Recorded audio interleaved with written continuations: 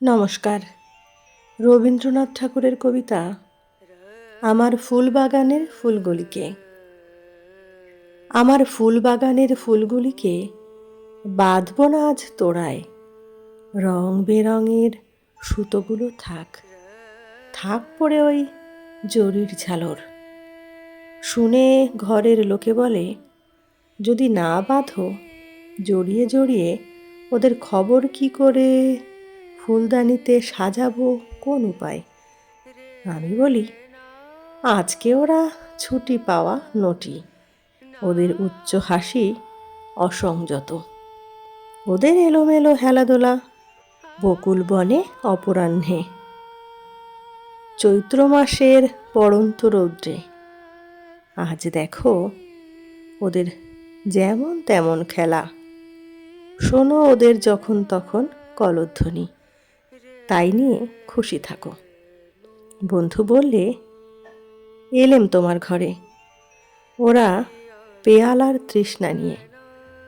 তুমি খ্যাপার মতো বললে, আজকের মতো ভেঙে ফেলেছি ছন্দের সেই পুরনো পেয়ালাখানা, আতিথ্যের ত্রুটি ঘটাও কেন? আমি বলি, চলো না ঝর্ণাতলায়, ধারা সেখানে ছুটছে আপন খেয়ালে, কোথাও মোটা কোথাও সরু, কোথাও পড়ছে শিখর থেকে শিখরে, কোথাও লুকোলো গুহার মধ্যে, তার মাঝে মাঝে মোটা পাথর পথ ঠেকিয়ে দাঁড়িয়ে থাকে বর্বরের মতো। মাঝে মাঝে গাছের শিকড় কাঙালের মতো ছড়িয়েছে আঙুলগুলো, কাকে ধরতে চায় ওই জলের ঝিকিমিকির মধ্যে। সভার লোকে বললে, এ যে তোমার আবাধা বেনির বাণী, বন্দিনী সে গেল কোথায়?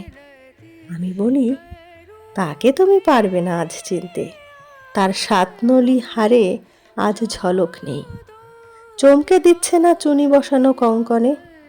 ওরা বললে, তবে মিছে কেন, কি পাবো ওর কাছ থেকে?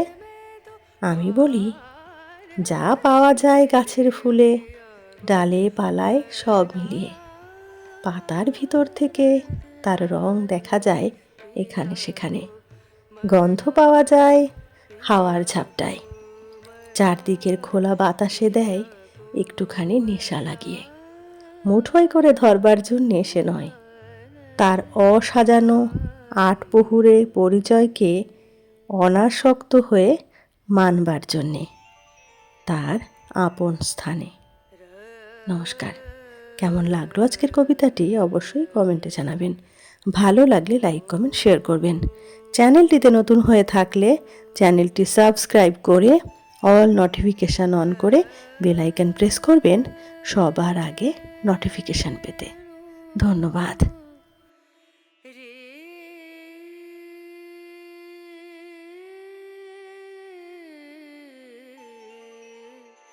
রে